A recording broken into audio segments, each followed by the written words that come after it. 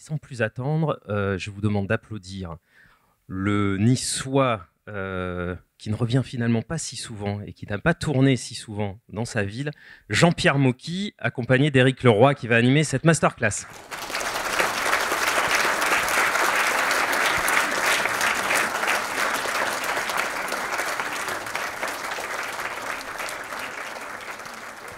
Alors, juste pour commencer, avant de démarrer cet échange entre Éric et Jean-Pierre, on va vous passer un petit extrait d'un document qui dure 7 minutes. Comme ça, il n'y aura plus de téléphone.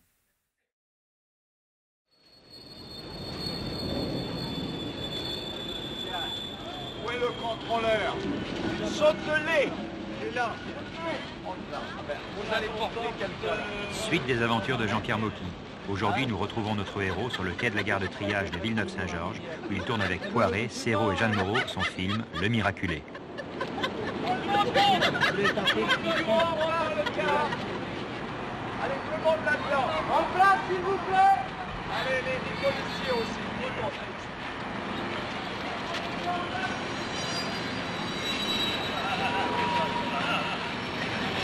Envoyez ce putain de train. Moteur. Silence. Jacques. Allez, attention, ne restez pas tous là, il y a des gens qui sortent. Moteur. Jacques, c'est bon pour le micro? Oui, ça va. Moteur. Eh bien, ça tourne. Moteur. Annonce, 284 première. Allez-y. Pauvre vieux, il peut pas chanter, mais Dieu lui en veut pas, hein, Major? Mais non, Dieu nous aime, toi, lui, moi, même elle. Hein. Dis donc, Bobonne, Dieu il aime autant les gitans que les blancs. Je crois qu'il préfère même les filles. Oh, elle, Mutos, tu vas pas faire ta dédaigneuse. Que Dieu, il aime bien aussi les mecs qui plaisantent. C'est pas un cul pincé, Dieu. C'est pas comme toi.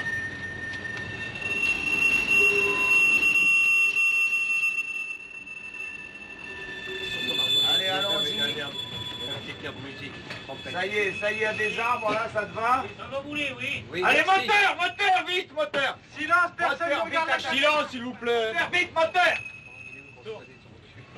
Annonce, 292 première. Allez-y, Sophie. Vas-y, regarde, vas-y, pars. On va au cinéma, monsieur? Oh oui. Allez, Mutos, vous m'aidez? Allez, pépère. Lucas, en l'air. Allez, vas-y. Oh, bah, tu vas pas laisser tomber un pauvre infirme, toi.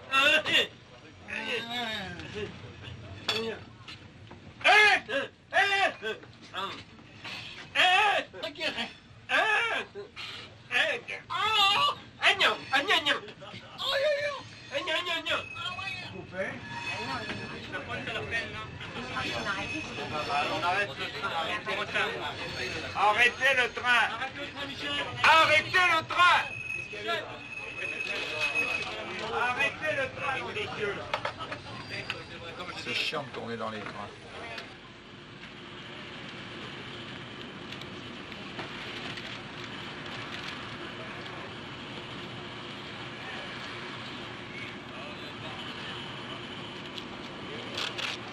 Est-ce qu'il reste encore des figurants qu'on n'a pas vus? Oh! Oui, ceux-là, on les a vus, ceux-là. C'est très difficile. Je ne sais pas si on pourra faire ça aujourd'hui. Ça me paraît très, très compliqué. Avec la lumière qui baisse, moi, je ne sais pas si on y arrivera. Bon, alors, essayons de répéter ça. Mirono. Est-ce que les gens peuvent se replacer exactement, les religieuses et tout ça, comme on était l'autre jour? Est-ce que vous étiez là l'autre jour ou pas?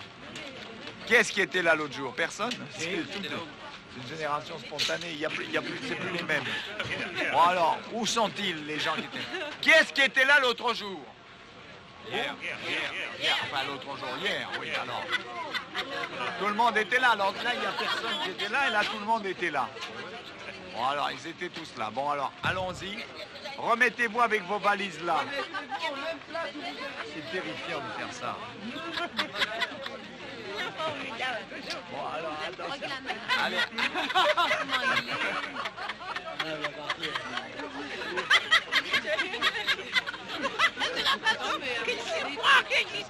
mais parce que... oui, bon, enfin, bon. Alors, allez, mettons ça là. Allez. On le met, le rail. On part de... Alors, viens là, l'abbé, l'abbé. L'abbé! L'abbé ici. Alors, est-ce que tu veux l'avoir dans le train? Ah non. Le photographe. Le photographe, monsieur Abel. Viens là. Alors, ça commence sur eux deux. En assez gros. Ensuite, il se tourne comme ça et il y a une bonne femme qui est catapultée sur lui. Viens là. Ouais, j'ai vu ça. Alors laquelle? Ensuite, quand cette bonne femme, il la lâche, il vient là parce qu'il voit. Allez, attention. Prêt, moteur. Allez, on se met en place, on le tourne, on s'en va. Tu passes, enlever les bouclettes. Allez, en avant. Et vous regardez pas, ça vous intéresse pas. Vous allez à l'eau. Il n'y a pas de fin pour l'instant. Moteur. Bon, alors ça y est. Ça va? Allez, moteur.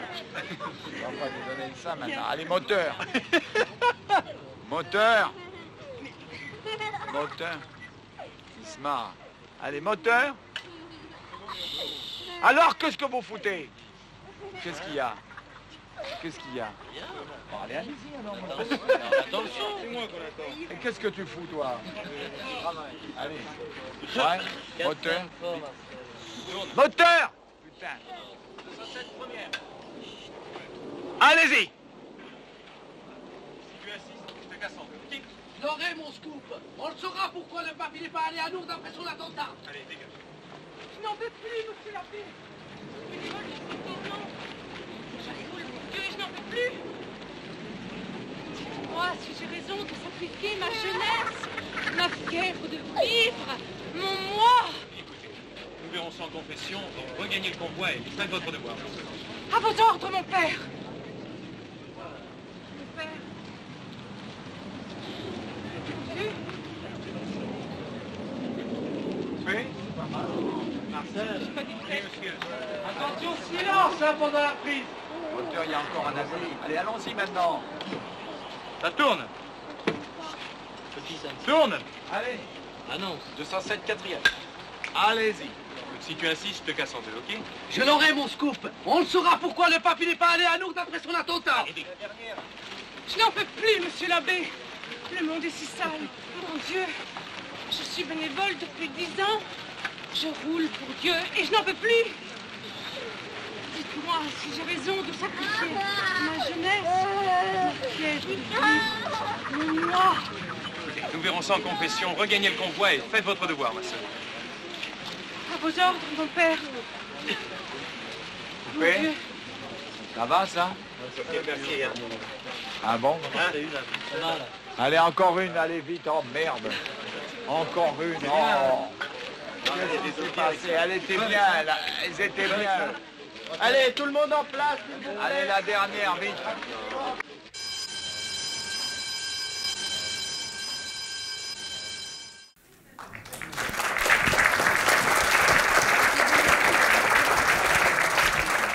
Juste un petit oubli pour vous signaler qu'à l'issue de la rencontre, vous pourrez éventuellement acheter des ouvrages consacrés à Jean-Pierre Mocky et éventuellement obtenir une dédicace. Voilà.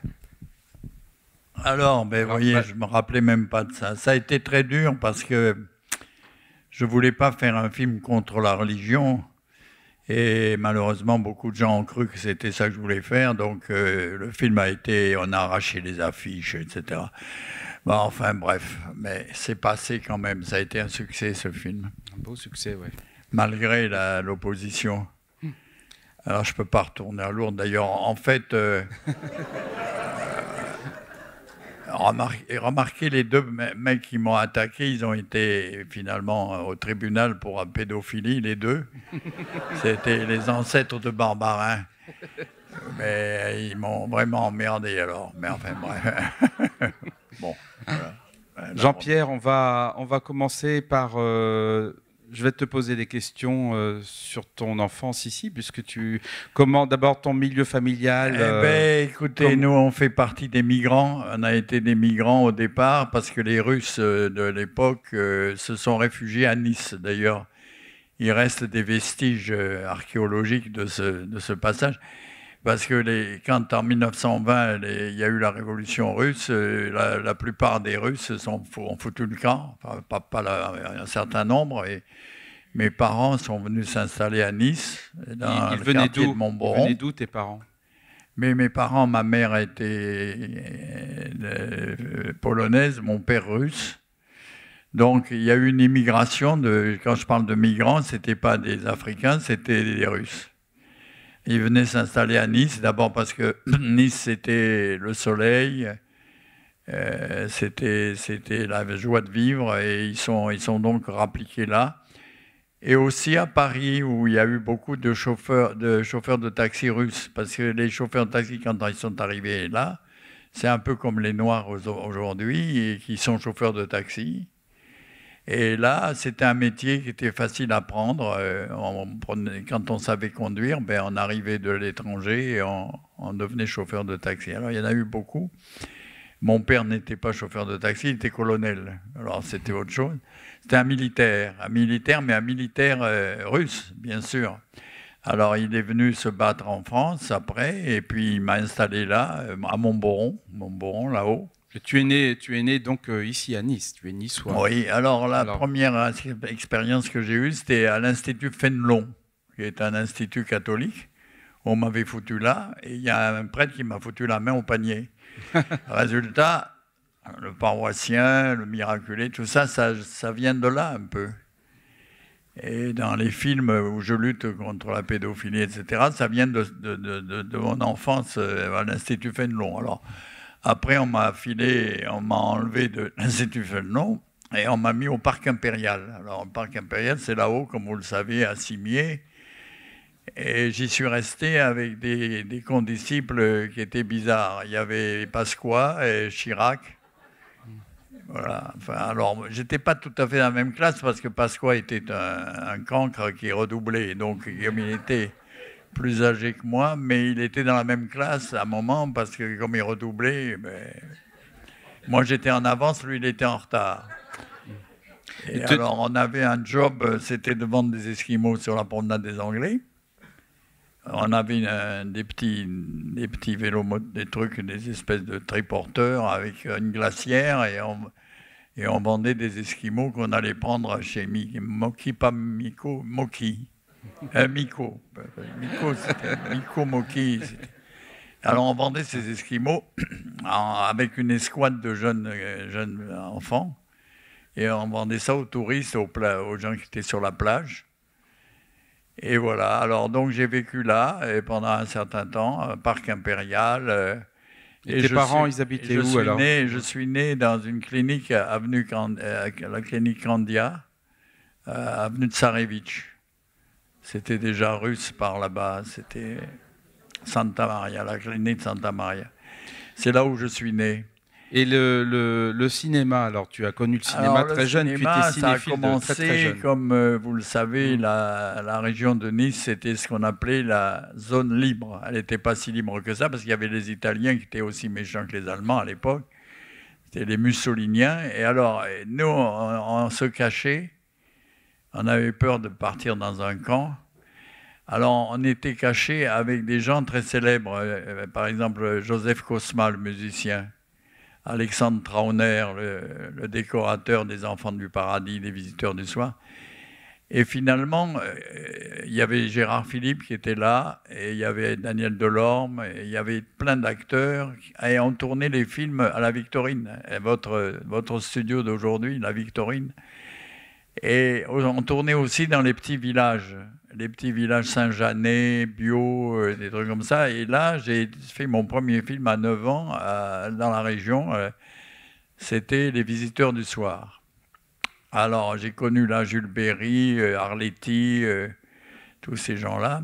Mais comment tu es arrivé là? C'était si vous aviez habité là à ce moment-là, on recrutait, les régisseurs recrutaient des gens du pays parce qu'il n'y avait pas de gens de cinéma ici. Alors, peu à peu, il s'est créé une colonie de figurants, de gens qui venaient tourner dans Les Enfants du Paradis, par exemple, qui a été le deuxième film tourné à la Victorine. Et après, il y a eu Truffaut qui est venu tourner La Nuit américaine. Enfin, il y a eu plein de... Après, ça s'est développé. La Victorine, on a tourné beaucoup de films ici.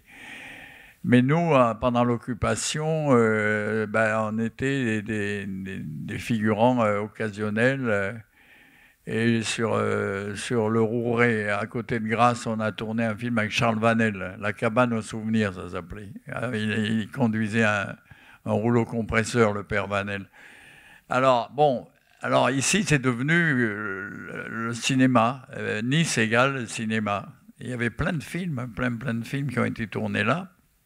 Et voilà. Et la cinéphilie, alors, c'était aussi les salles de cinéma où tu as vu beaucoup de films en salle. Ici, il y avait aussi une autre curiosité, c'est qu'il y avait des tas de cinémas, le Rialto, l'Escurial, le Rex, etc. Et alors, il y avait 3 films pour 3 francs. Mais 3 longs métrages, parce que les programmes, c'était 3 films. C'était pas un film de long métrage, c'était 3. Alors, il y avait un petit film américain qui était généralement d'1 heure. C'était un film, ce qu'on appelait la série B, mais qui était très bien. La série B, c'était ce qui a inspiré mon ami Godard et les autres aussi, d'ailleurs, parce que c'était des réalisateurs américains qui faisaient des films de première partie. Parce qu'en Amérique aussi, il y avait 2 films au même programme. C'est-à-dire, vous arriviez à 2 heures, vous voyez un film, et il y avait un premier film, un peu comme une première partie. Il y avait un dessin animé de Walt Disney, mais généralement aussi des autres auteurs de dessins animés, il y en avait beaucoup. Un dessin animé, documentaire, un premier film d'1 heure et un grand film d'1 heure et demie. Mais ce qui caractérisait les films, les grands films américains de l'époque, c'est qu'ils duraient 1h10. Par exemple, L'incendie de Chicago ou La Mousson, ça durait. Et les Laurel et Hardy, qui étaient à l'époque les grands comiques de l'époque, ils duraient quelquefois 55 minutes. C'est pour ça qu'après, Jacques Tati, dont j'ai été l'assistant et l'ami, et surtout j'ai eu 10 ans sa fille comme monteuse, eh bien, lui, Tati, quand il a fait Jour de fête, il s'est inspiré des Laurel et Hardy et il a tourné un film de 67 minutes. Alors que ce film a eu un grand succès, Jour de fête, mais il n'avait pas la durée habituelle des films. Il faisait que 67 minutes. Alors, il s'était inspiré de Laurel et Hardy, de la durée des films de Laurel et Hardy. Et j'ai eu la chance de connaître Laurel et Hardy parce que j'ai tourné dans un film de Laurel et Hardy qui s'appelait Atolka, un très très mauvais film qui a été tourné à l'île de Levant, pas loin d'ici, à l'île des nudistes, là, enfin l'île des naturistes plus exactement. Voilà. Alors Laurel et Hardy étaient là, mais à ce moment-là, ils étaient fâchés. Ils ne se parlaient pas. Alors c'était curieux parce que Stan Laurel était plus intelligent que l'autre qui était un gros con.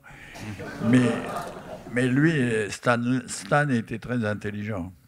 C'était un Anglais très, très intelligent. Voilà, alors voilà après... Nice. Alors Nice, c'était ça. C'était le film de Laurel et Hardy. C'était le film de Marcel Carné, Les Visiteurs du Soir, où je faisais un petit page qui portait un cochon en carton. Et voilà. Et là, j'ai connu Jules Berry, dont j'ai été le secrétaire par la suite, par hasard. Parce qu'après, ça a été Paris, alors... À Paris, quand je suis venu à Paris, je suis devenu secrétaire de Jules Berry, que j'avais connu quand j'avais 9 ans. Il faisait le diable dans Les Visiteurs du Soir. Et après, donc, c'est Paris, l'adolescence... J'ai quitté la Côte d'Azur au moment où les Allemands se sont tirés, en gros, c'est-à-dire en 1947. Et je suis arrivé à Paris et Pierre Freinet m'a engagé comme acteur. Mais j'ai fait des études Maria aussi. Cazares, qui était elle-même dans les Enfants du Paradis. Mais avant tout ça, tu as fait des études. Le cinéma, c'était quoi par rapport... Tu as fait des études d'abord. J'ai fait pas mal d'études parce que mes parents voulaient que je fasse des études. Le cinéma, c'était pas un truc pour les enfants. Et c'était un métier, surtout pour les filles, c'était un métier de pute. Alors bon, on m'avait dit ah ouais, le métier c'est pas bon, il faut pas. Alors j'ai fait ma médecine, mais quand j'ai découpé quelqu'un en morceaux, ça m'a. J'ai dit je vais pas faire ça, je vais pas découper des gens, opérer des gens, etc. Et la plupart de mes copains médecins voulaient être gynécologues pour voir le cul des dames. Bon, enfin, bon, bref, c'est un milieu un peu particulier. C'est pour ça qu'il n'y a pas tellement de médecins. En ce moment, on cherche des médecins partout. Ils viennent d'Arménie, de Colombie, de je ne sais pas où. Parce qu'il n'y a pas beaucoup de médecins. Je ne sais pas, les médecins, il y en a moins qu'avant. Moi, on était assez nombreux à la faculté de médecine. Mais il y avait beaucoup de désertions, comme la mienne d'ailleurs. Puis il ne faut pas oublier que dans le cinéma, il y a eu beaucoup de médecins, de pharmaciens et de dentistes qui étaient au départ dans la branche médicale et qui sont devenus, comme Louis Jouvet par exemple, qui était pharmacien, Jules Berry qui était pharmacien. Ils étaient tous, il y avait des pharmaciens, des dentistes et des médecins. Et finalement, tu t'es retrouvé au conservatoire. Alors oui, parce que c'est la période de quand même au cinéma pour faire du théâtre. C'était très difficile de rentrer. J'ai eu un coup de peau parce qu'il y avait 17 000 candidatures. Et Belmondo et moi, on est passés de justesse. Et là, il y a eu mes amis, Annie Girardot, Bruno Kremer et tous les autres. Et il y avait des professeurs extraordinaires. Le problème, c'est que je viens de faire un film sur le conservatoire. Aujourd'hui, en 2018, on m'a demandé de faire un film sur le conservatoire. Et là, ce qui s'est passé, ça a été une surprise parce que c'était le contraire de ce qu'on a connu. Je suis arrivé au nouveau conservatoire. Le directeur, c'était un élève. Déjà, c'était surprenant. Et les professeurs, c'était des professeurs qui n'avaient aucun charisme. Alors que nous, on a eu Louis Jouvet comme professeur, on a eu des grands professeurs, Jean Leroy. Alors, on était impressionnés par nos professeurs. Mais quand je suis allé là-bas faire mon film cette année, j'ai regardé le catalogue des élèves. Et ce qui s'est passé, c'est qu'il y avait 15 brunettes exactement pareilles et 15 gars exactement pareils. La seule différence, c'est qu'on avait enfin autorisé d'autres races que la nôtre d'être dans les élèves. Alors ça m'a fait plaisir parce qu'il y avait des Noirs, des Chinois. Et ça a été un progrès en quelque sorte. On a accepté des acteurs d'autres races. Et ça, c'était bien. Mais en dehors de ça, il y avait une planification à la fois des professeurs et des élèves. C'est-à-dire, on avait l'impression que les élèves, c'était un peu des ectoplasmes et les professeurs aussi. C'est-à-dire, il y avait une espèce de... On le voit bien dans le film, hein. Vous l'avez peut-être vu, alors j'ai fait ce film, j'ai interrogé les gens, et les élèves, etc. Et il y avait des progrès, comme par exemple, ils avaient un micro-ondes pour me bouffer à midi. Avant, c'était interdit.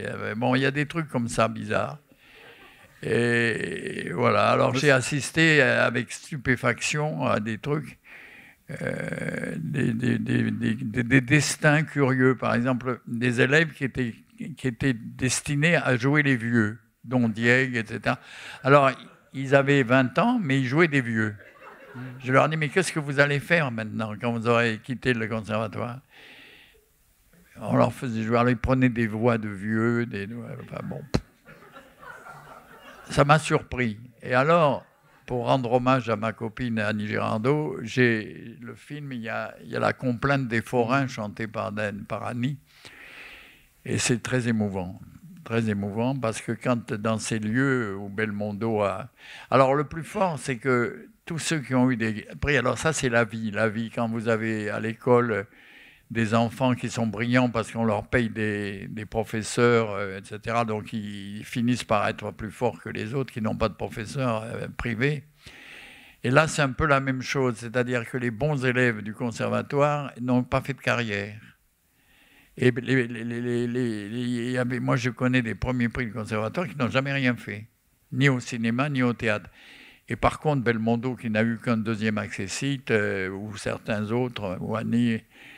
C'était des explosions de talent. Donc, ça veut dire que dans la vie, les prix, ce n'est pas forcément ce qu'il faut avoir. Ce n'est pas forcément un gage de réussite. Et alors, donc, le théâtre d'abord, avant, et en même temps que le cinéma, alors, cette période, on est dans les années 50. Le théâtre, ça a été Gabin et Freinet. Alors, j'étais chauffeur de taxi, puisque quand je faisais ma médecine, j'étais bien obligé de gagner ma croûte. Je n'avais pas un rond, mes parents étaient ruinés, ils n'avaient pas un rond. Donc, je suis devenu chauffeur de taxi. Et j'ai chargé Pierre Freinet l'acteur Pierre Freinet. Je l'ai chargé. Il m'a regardé, il m'a dit tiens, je vais t'engager pour faire mon fils dans un truc. Et c'est comme ça que j'ai démarré. Et si j'avais pas été chauffeur de taxi, peut-être que je n'aurais jamais rien fait. Et après, c'est Gabin. Alors Gabin, c'était un type formidable. Et quand je suis venu présenter Le Témoin ici, c'était avec une grande tristesse parce que c'était Gabin qui devait faire le rôle. Et il est mort à l'hôpital américain 3 jours avant le tournage. Et j'ai pas pu tourner avec Gabin. Mais Gabin, j'ai tourné quand même avec lui comme acteur. Et j'ai failli l'écraser parce que je conduisais une Buick, mais une Buick à système automatique, et je me suis trompé et j'ai reculé dans Gabin.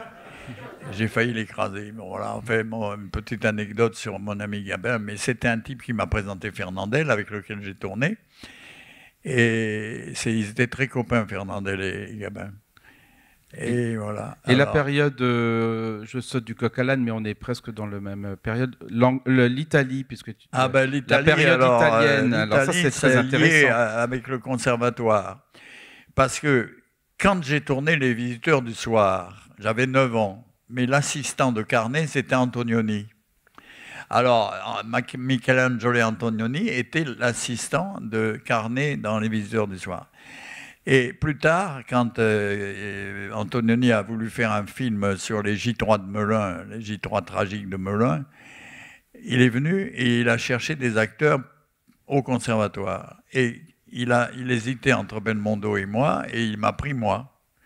Et à cause de ça, j'ai fait une carrière en Italie, parce que le film n'est pas sorti en France pour des raisons compliquées, et il a été un énorme succès. Et alors moi, je suis devenu le James Dean italien, italo-français, parce que le problème des Italiens, c'est qu'ils n'avaient que des acteurs, des petits noirs, des petits bruns, qui avaient des têtes d'ouvriers agricoles. Et alors, le problème, c'est que quand ils avaient des personnages un peu bizarres, ils allaient chercher Maurice Ronet, moi, Trintignant. Alors, ils venaient se servir en France pour les rôles de barons, enfin des rôles un peu dont ils n'avaient pas le physique, parce que Marcello Mastroianni, Interlenghi, tous ces types-là, ils avaient toujours le même physique, italo, mais il y avait des rôles qu'ils ne pouvaient pas jouer.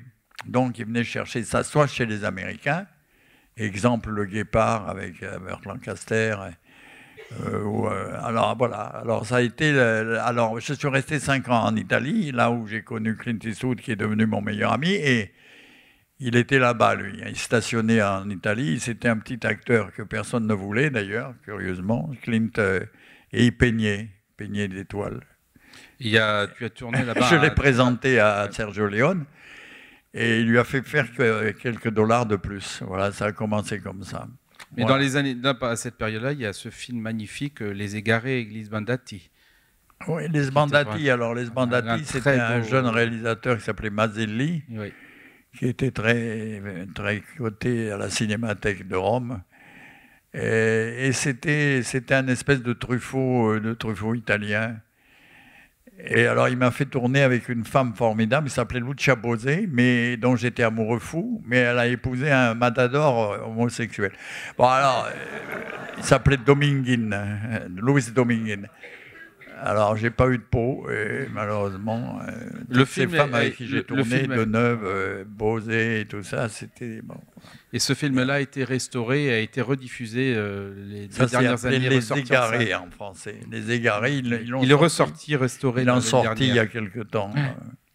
Alors, ça nous amène à cette carrière de comédien, amène à La tête contre les murs et le désir de réaliser un film.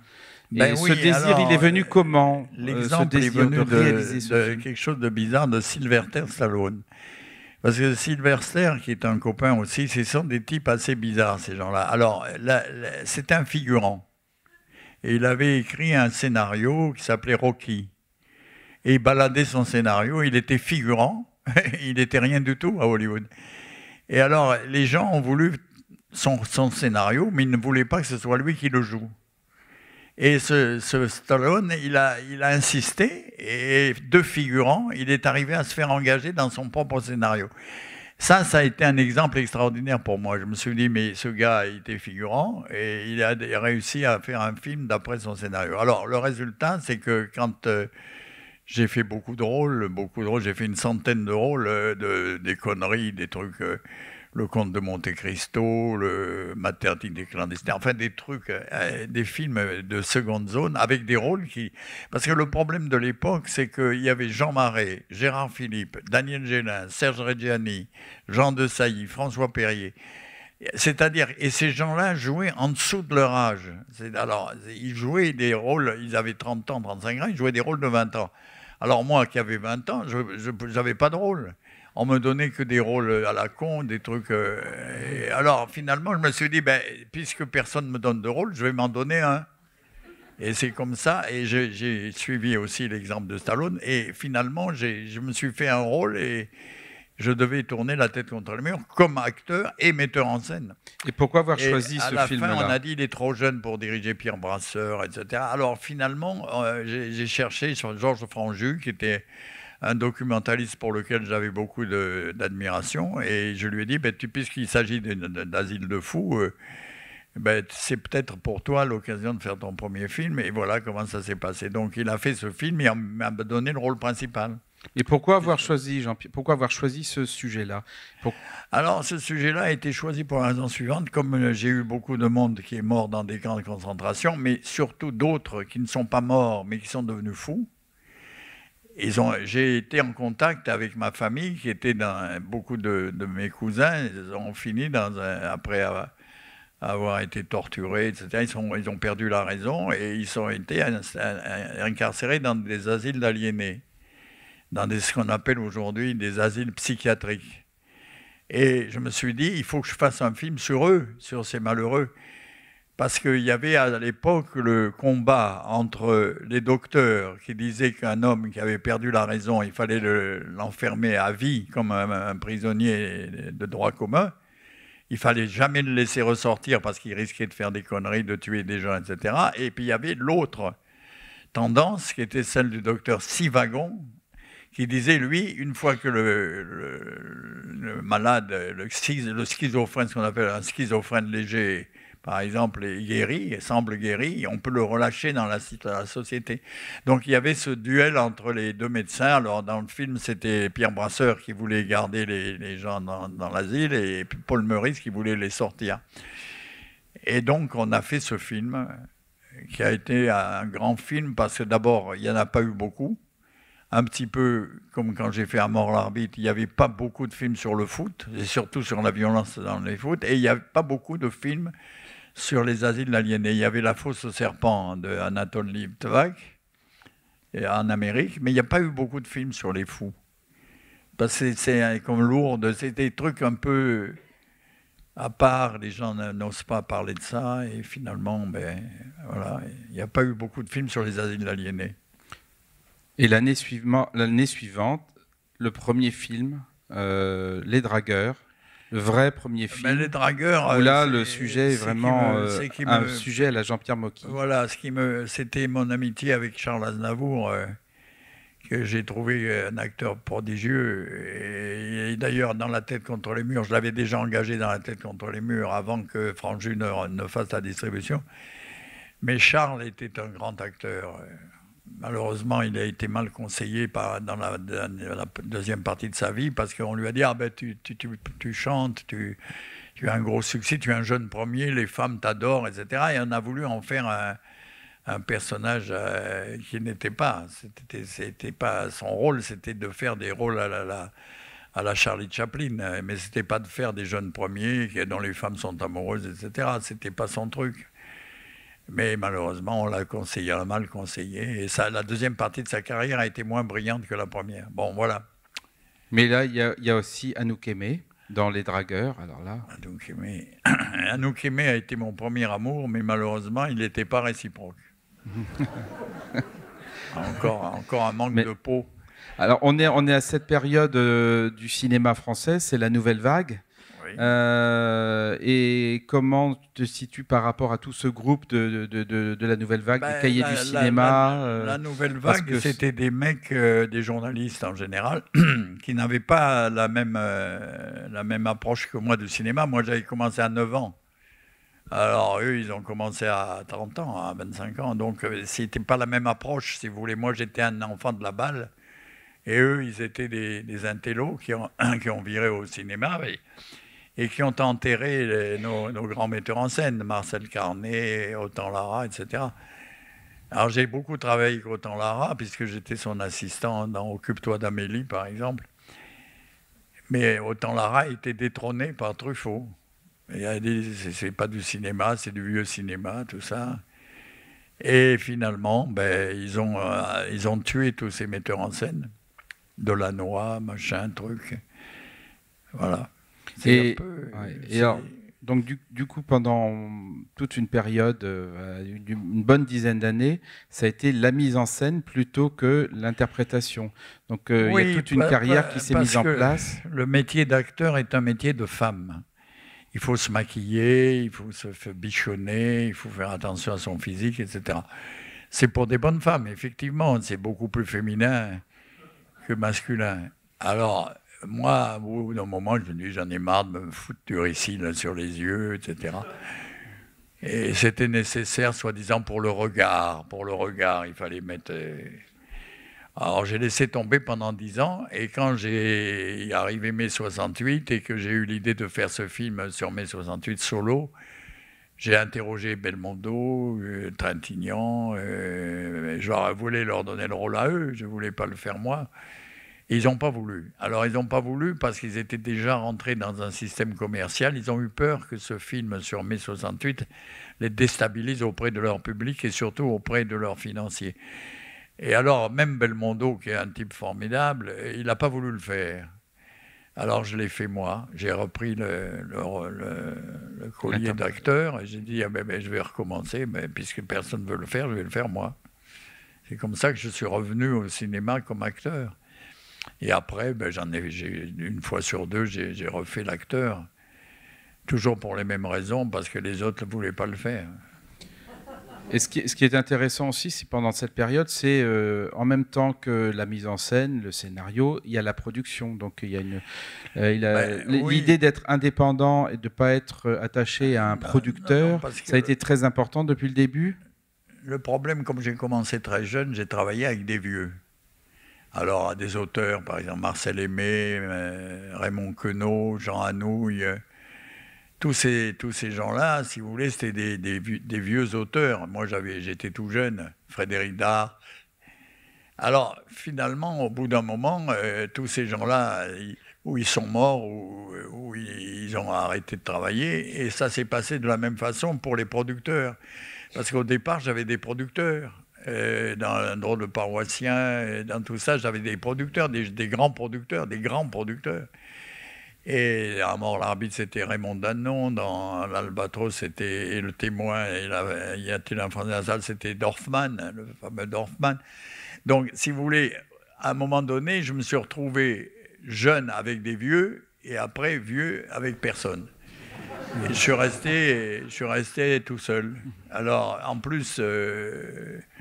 la chose a changé, la télévision est arrivée, il fallait avoir de l'argent de la télévision, etc. Ça a été très compliqué. Et alors, après, j'ai fini par sur les conseils de De Niro, de Robert, qui est un copain, Robert De Niro, qui est un copain comme Stallone d'ailleurs, c'est des copains ça, et Dustin Hoffman, ça c'était et Redford. Ce sont des gens très bien, tous ces gens-là. Et alors, ils m'ont conseillé, ils m'ont dit, écoute... Parce que le problème de la production française, c'est que le film, on peut en faire... Nous tous qui avons commencé au cinéma, on a fait des films très bon marché, en fait. Que ce soit À bout de souffle, Les 400 coups, Un homme et une femme, Les dragueurs, tout ça, c'est des films qui ont coûté 3 francs. Aujourd'hui, un jeune pourrait les faire aussi. Et on a acquis notre notoriété avec des films qui ne coûtaient pas un rond. Mais la promotion a toujours coûté très cher.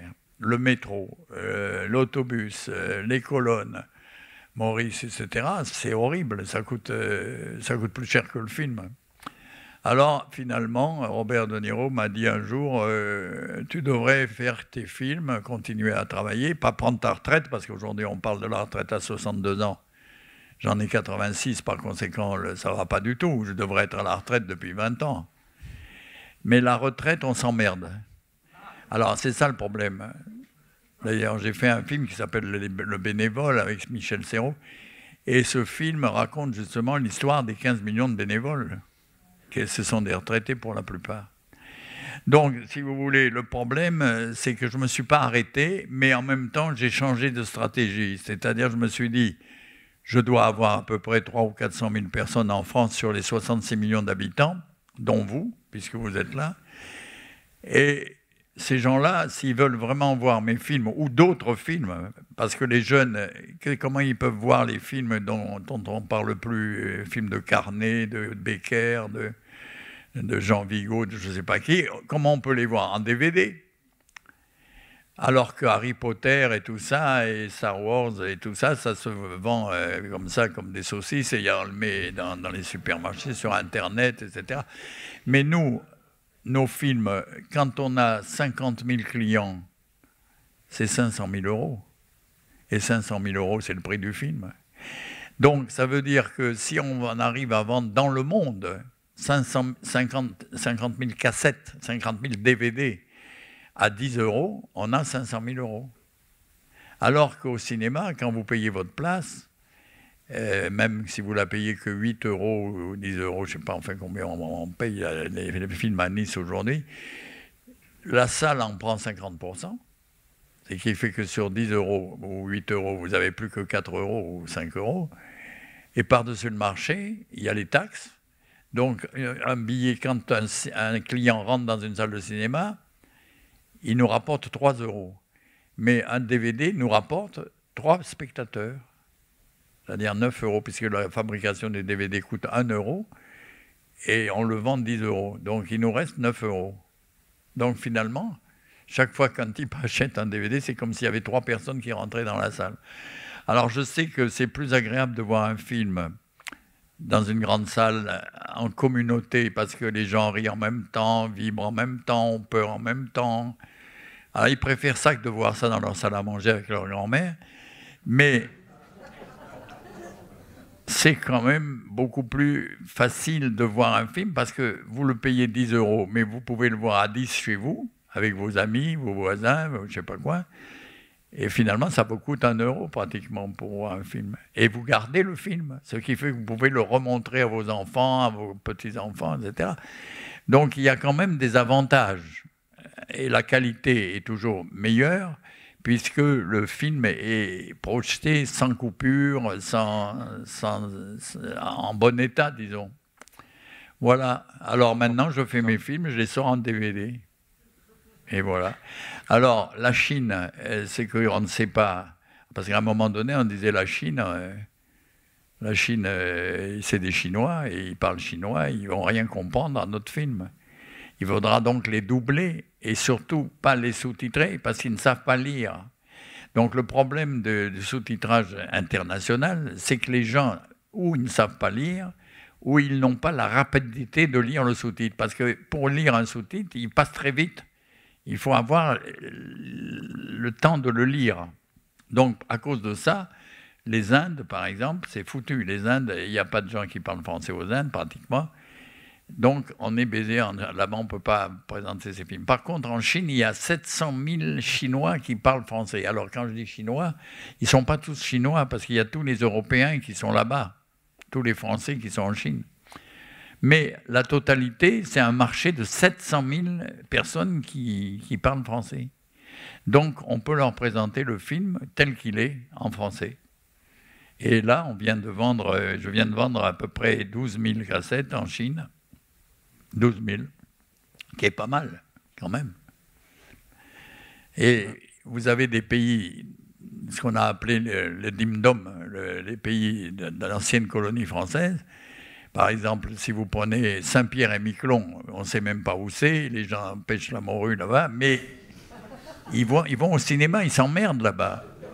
Et ils achètent des cassettes. Et moi, je vends 600 cassettes à Saint-Pierre-et-Miquelon. 1300 cassettes à Madagascar. À Mayotte, Mayotte. Personne ne sait où c'est Mayotte. Moi, je ne le savais pas. Mais maintenant, je le sais. Et je passe sur Radio Mayotte, qui annonce mes films, etc. Donc, si vous voulez, et la Nouvelle-Calédonie, et Wallis et Futuna, et machin, et trucs, et et évidemment l'Afrique noire, et l'Afrique du Nord. Donc, finalement, on arrive à vendre des cassettes. Voilà. On va sauter du coq à l'âne. On n'a pas fini. Juste une petite question. On parle des comédiens. La fidélité, c'est très important dans notre métier. Bourvil, ça a été une véritable amitié et puis quelqu'un qui a permis à des films de se faire, et des films pas faciles toujours. Non, parce que si vous voulez, le problème des comédiens, le comédien, c'est un enfant. Il a gardé une âme d'enfant. Or, qu'est-ce que fait un enfant au moment du Mardi Gras? Il se déguise. Il se déguise en Zorro, en Superman, en la fée Carabosse, je ne sais pas quoi. Bon. Et alors, le principe de l'acteur, c'est le changement. C'est le changement. Qu'est-ce que c'est qu'un acteur? C'est un type ou une femme qui veut faire autre chose que ce qu'elle fait d'habitude. Si on en a fait une pute, elle veut faire une jeune fille. Si on en fait un gangster, il veut faire un policier, etc., etc. Donc, moi, l'astuce que j'ai eue, c'est de proposer à des acteurs le contraire de ce qu'on leur faisait faire. Donc, c'était assez simple de leur dire, toi, tu as fait le gangster, tu vas faire le policier. Et ça a marché, puisque tous les acteurs que j'ai utilisés, même Catherine Deneuve, je leur ai fait faire le contraire. Au lieu de la belle femme blonde, avec ses cheveux pour salon de coiffure, je lui ai mis une perruque frisée, et j'en ai fait une femme qui se branle. Alors, vous voyez, alors que tout le monde a envie d'avoir cette femme, etc., moi y compris d'ailleurs. Et alors, le problème, c'est que je l'ai changé. Et ça lui a plu. Et elle a toujours aimé faire ce film, Agent Trouble. Et voilà. Et Bourvil. Et Bourvil, pareil, on le prenait pour un connard qui reçoit des coups de pied au cul. J'en ai fait un professeur, un vétérinaire, un noble, le contraire de ce qu'il était finalement. Donc, il a permis au film Fernandel, de se faire c'est pareil, quand j'ai tourné avec Fernandel, je lui ai dit, fais plus de grimaces. Fais plus de grimaces parce que tu es un grand acteur, tu n'as pas besoin de grimacer tout le temps. Et il n'a pas grimacé. Darry Cole n'a pas bégayé. Vous voyez, donc on est arrivé finalement à changer les gens. J'ai fait de Noiret un assassin, et ainsi de suite. Donc c'est ça qui m'a amené, si vous voulez, tous ces comédiens. On va parler du film que nous allons voir tout à l'heure, dans quelques minutes, La machine à découdre. Alors là, c'est un retour à Nice. Quand je dis un retour, c'est le premier film...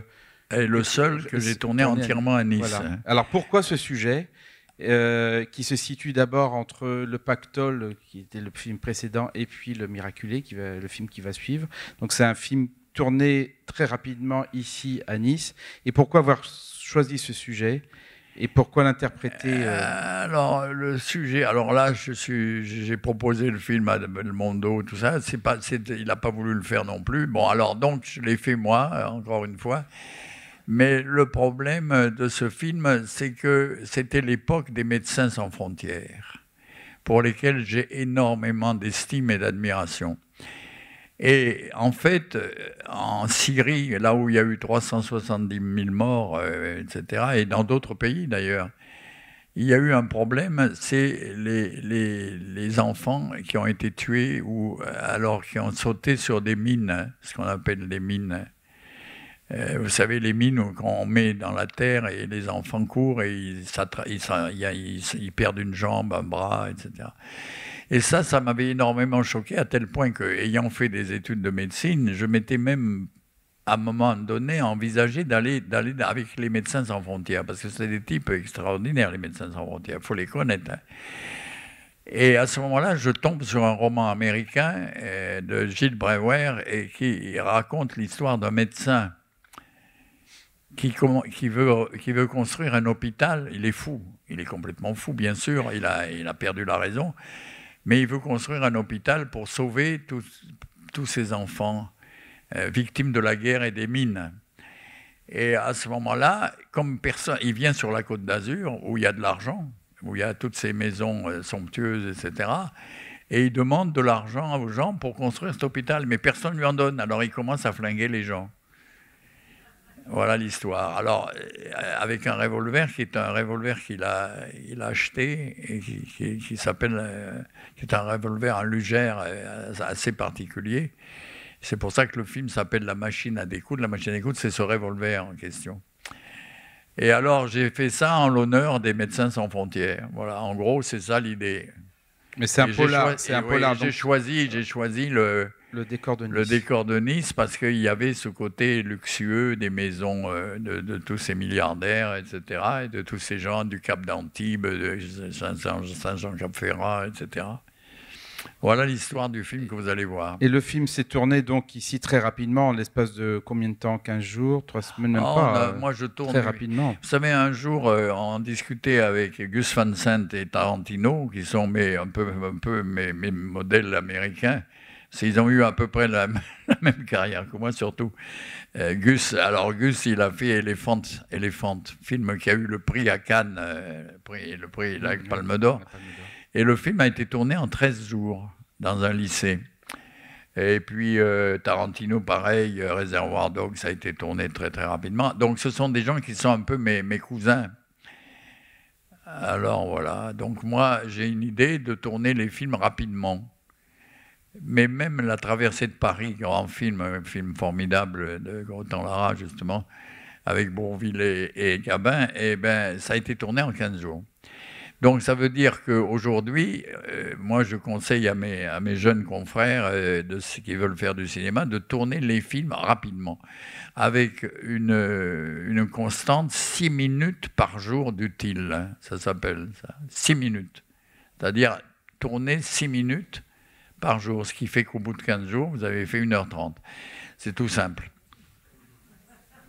Alors que beaucoup de gens tournent 1 minute par jour. C'est vrai. Alors, vous voyez la différence. Et le film, alors, il y a eu des difficultés au moment de sa sortie, puisqu'il était prévu pour sortir dans un réseau assez large, avec Gaumont, et puis finalement, tout s'est cassé la gueule. Le film a été boycotté à cause de... Vous savez, dès qu'on touche les médicaments, quand j'ai fait Ville à vendre, qui est sur la nocivité des médicaments qu'on découvre aujourd'hui, je connais des gens qui sont morts à cause d'un spray qui se mettaient dans le nez. Mais ça, il faut le savoir. Mais les laboratoires, c'est des salopards, les laboratoires, parce que, en principe, il y avait une loi qui disait que les médicaments devaient être testés pendant 10 ans. Mais, pour gagner de l'argent, ils essayent de diminuer ce délai. Et ils expérimentent les médicaments sur très peu de temps. Et surtout avec des cobayes humains par-dessus le marché. C'est ce que j'ai fait, moi, dans mon film. J'ai dénoncé ce truc des médicaments. Mais dès qu'un film... Et ce film a eu énormément de mal à sortir, bien qu'il ait été produit par TF1. Il y avait dans les administrations des télévisions des parts qui étaient possédées par des laboratoires pharmaceutiques suisses et luxembourgeois qui ont empêché la sortie du film dans des conditions normales. Et ça, c'est toujours pareil. Jacques Lang a supprimé la censure en 1981, et en même temps, on a supprimé la peine de mort. Ça a drôlement coïncidé d'ailleurs, la suppression de la peine de mort et la suppression de la censure. Parce que moi, tous mes films ont été interdits aux moins de 18 ans, alors qu'ils s'adressaient aux moins de 18 ans, et ils ont été interdits aux moins de 18 ans. Parce que la plupart de mes films des années entre 1959 et même La tête contre les murs, ils ont été interdits. Ce qui fait que le public pour lequel je le faisais, c'est-à-dire pour les adolescents, ils ne pouvaient pas le voir. Enfin, ceux qui avaient moins de 18 ans. Donc la censure a été supprimée en 1981 par M. Jacques Lang, grâce au ciel, mais elle a existé sous une autre forme. Sous une forme économique. C'est-à-dire qu'en fait, au lieu d'interdire les films, de dire ils n'ont pas le droit de sortir, on a tout simplement dit, les exploitants ont dit on va supprimer les films qui ne nous plaisent pas. On ne va pas les sortir. Et voilà comment ça s'est transformé. Donc moi j'ai été victime avec ce film-là, à cause des Médecins sans frontières, et à cause du fait que je fustigeais les gens riches qui ne voulaient pas donner. Et les gens riches, enfin, c'est-à-dire les députés, les gens. C'est ce qui m'est arrivé avec un autre film qui s'appelle Les Ballets écarlates, qui est un film sur la pédophilie, où je montrais un député pédophile et l'enfant qui avait été violé retrouvait sur les affiches électorales la photo de celui qui l'avait violé. À cause de ça, le film n'est jamais sorti à la télévision. Donc, il y a cette censure économique, et comme je fais des films de combat, des films sur des sujets brûlants et difficiles, eh bien voilà. Alors mes films sortent moins que les autres. Mais celui-là, du coup, il a acquis auprès du public, je dirais, d'art et d'essai et cinéphilique, c'est devenu un film culte.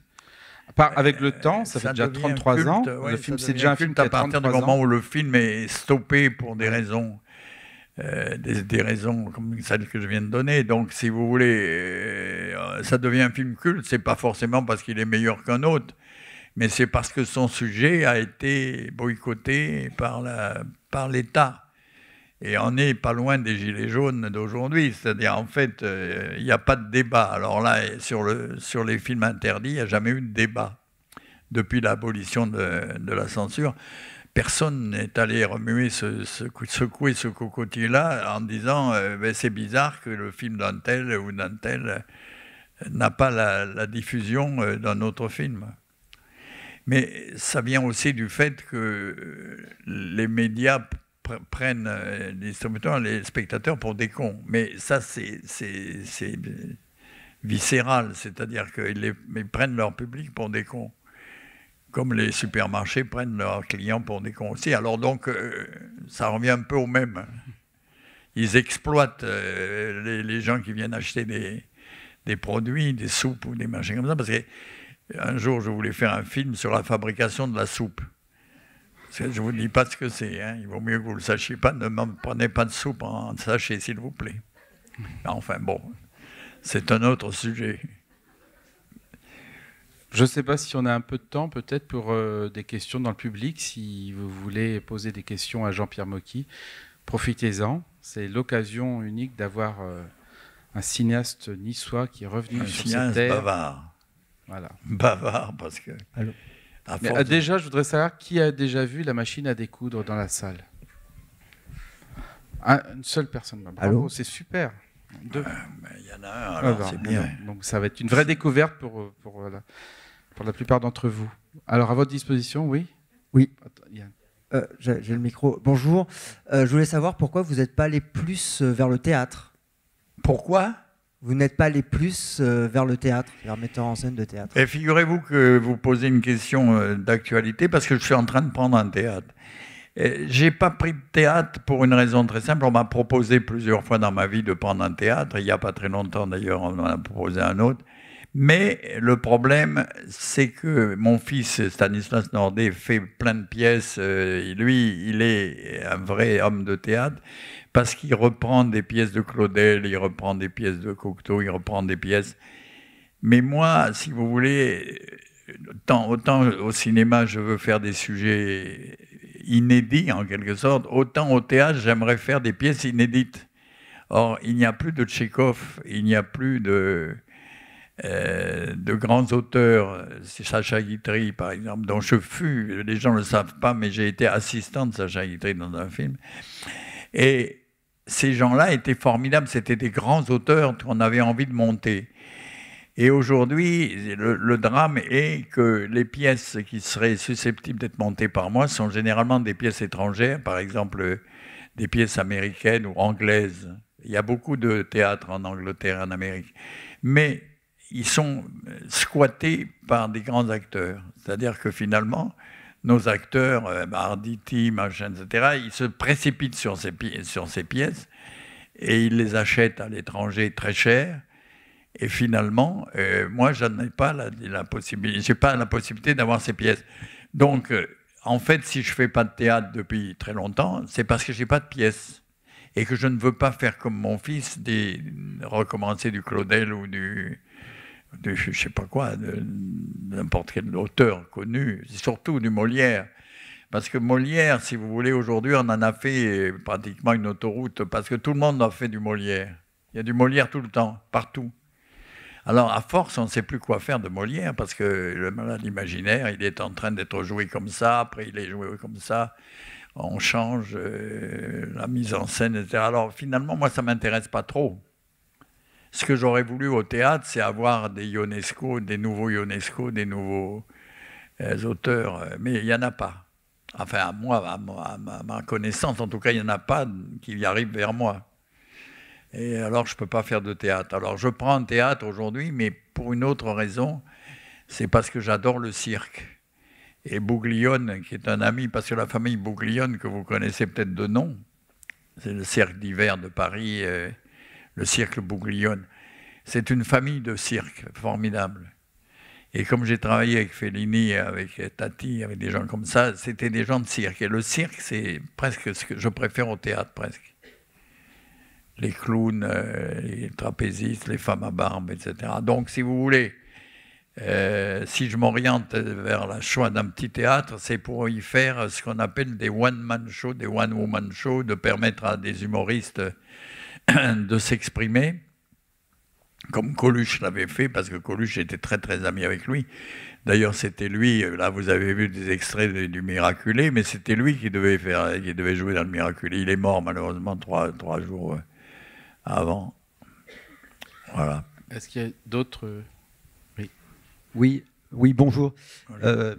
Dans vos films, vous avez souvent utilisé, on va dire, le contexte politique, économique, social, si ce n'est comme sujet principal, au moins comme contexte des scénarios, des histoires que vous avez montrées dans vos films. Et actuellement, on va dire dans la France d'aujourd'hui, disons avec l'élection d'Emmanuel Macron, le mouvement des Gilets jaunes, on va dire...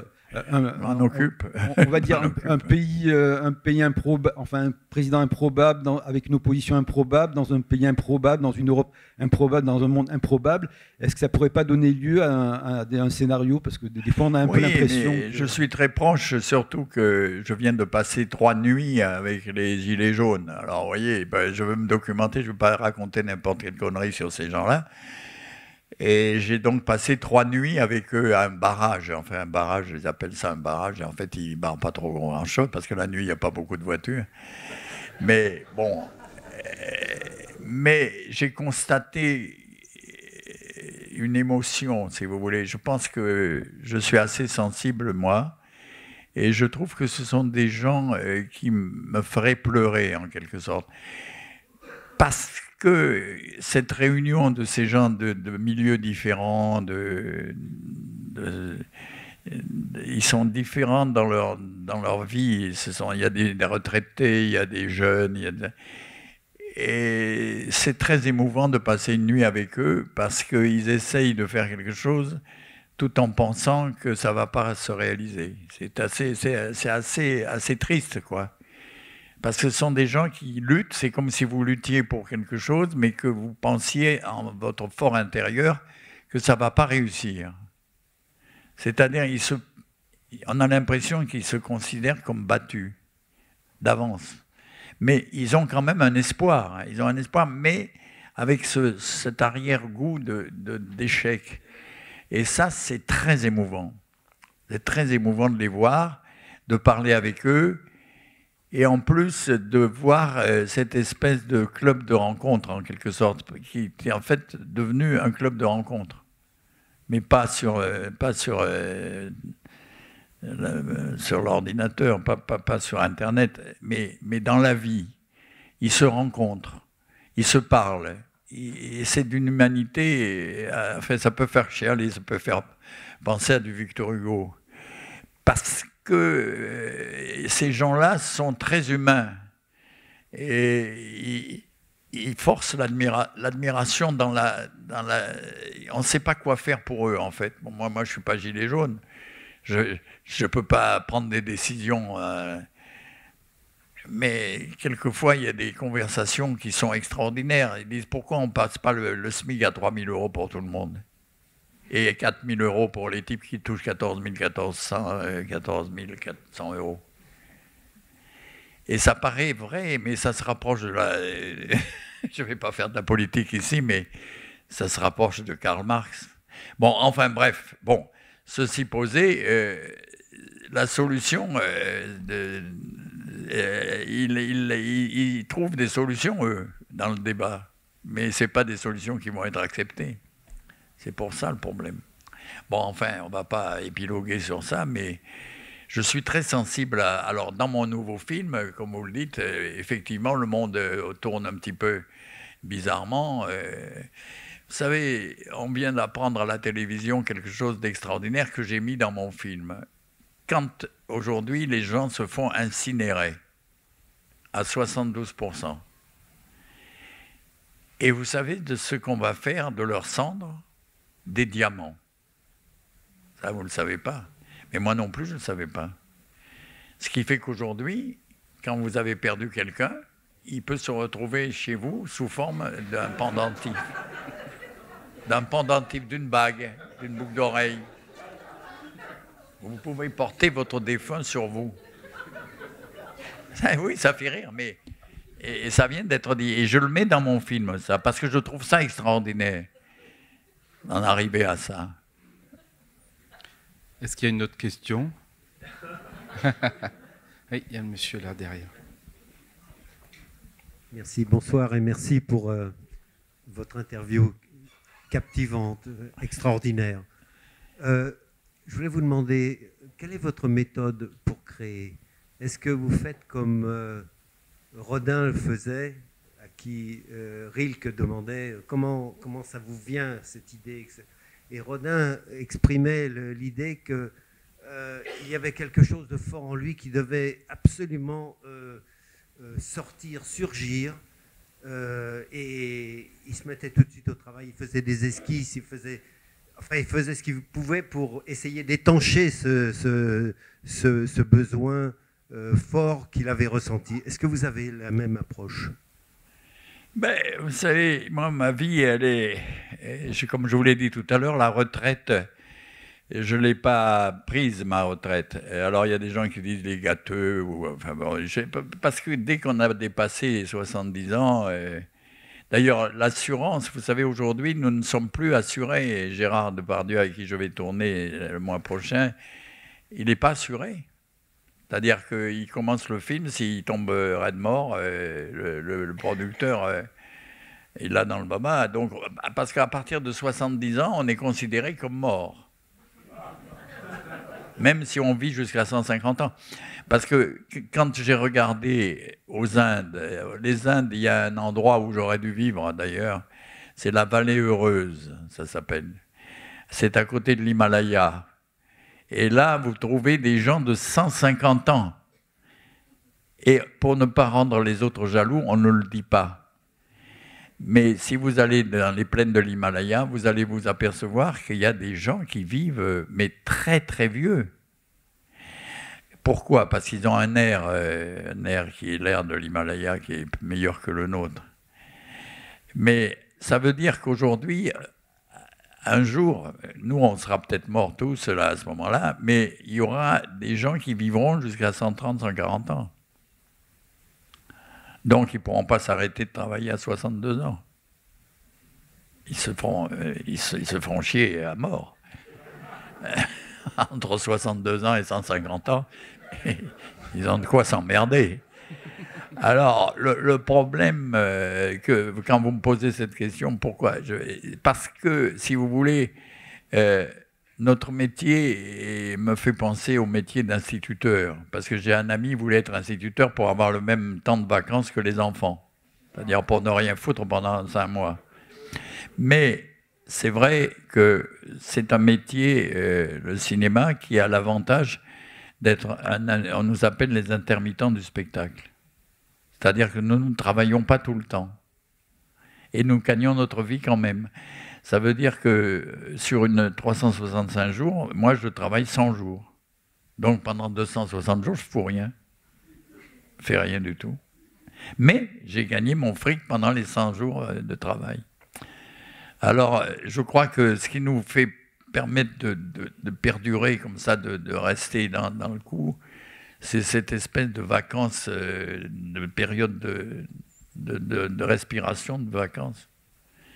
Et ce qui me pousse, moi, à travailler, c'est que chaque année, je vois des problèmes qui ne sont pas résolus, des gens qui ne parlent pas de certaines choses.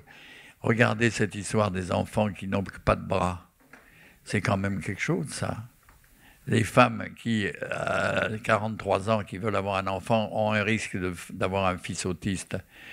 Tout ça, personne ne le dit. On le dit, mais on ne le dit pas vraiment. On n'annonce pas aux gens ça. On devrait leur annoncer les risques qu'il y a. Et chaque fois que je vois un problème, vous voyez, j'ai dans ma famille proche, c'est-à-dire mes assistants, il y en avait un qui avait un frère qui était agent de police, il s'est suicidé. Et je viens de lire dans le journal qu'à Avignon, je ne sais pas où, il y a un couple de policiers qui se sont suicidés. Les pompiers, enfin je ne vais pas parler des pompiers, mais quand même les pompiers c'est des gens très bien. Qu'est-ce qui s'est passé chez les pompiers pour qu'il y ait aussi des suicides, etc. Si vous voulez, le cinéma doit attirer l'attention sur ce genre de choses, parce que si personne n'en parle, alors ça s'écrase, c'est comme le viol. En ce moment, je suis sur un coup extraordinaire, enfin si on peut dire. C'est qu'une jeune fille est venue me voir en me disant « Écoutez, au lieu de me faire baiser pour rien, je vais prendre un type sur Internet qui a des antécédents un peu curieux et je vais aller chez lui et je vais dire qu'il m'a violée. Et c'est moi qui aurai raison parce que moi, personne ne me connaît, j'ai jamais rien fait, tandis que lui, il a... » Et c'est le gang des violeuses, des fausses violeuses, des fausses violées plus exactement. Eh bien ça, je ne savais pas que ça existait.